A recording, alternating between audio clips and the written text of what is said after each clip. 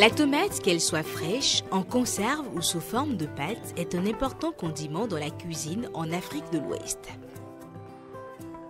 Mais si vous cultivez des tomates, vous devez vous assurer de ne pas le faire au même moment que tout le monde. Sinon, vous pourriez souffrir d'un très faible niveau des prix.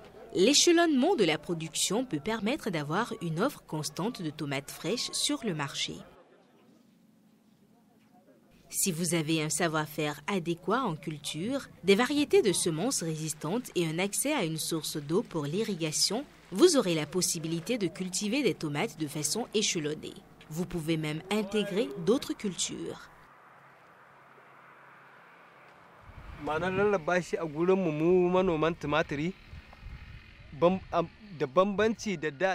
L'importance de l'échelonnement de la production pour nous producteurs de tomates est que cela nous permet de réduire nos pertes quand le marché est saturé. C'est pour cela que nous nous sommes rencontrés pour proposer l'idée de l'échelonnement de la production pour éviter d'avoir ces pertes à nouveau.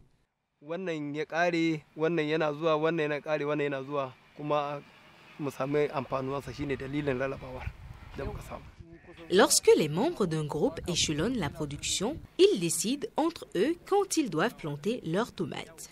Les membres du groupe doivent en décider ensemble. Le contrôle de l'approvisionnement en eau est souvent important dans la réussite de l'échelonnement de la production.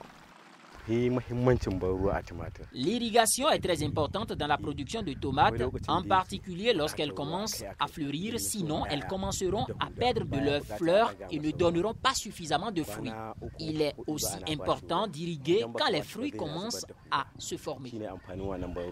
La principale décision à prendre lors des rencontres est comment organiser la production. À certaines rencontres, on planifie que différents agriculteurs plantent à des intervalles d'1 mois, puis cela change d'année en année pour que les profits soient égaux au fil des années. Dans cet exemple, nous avons 3 groupes, A, B et C.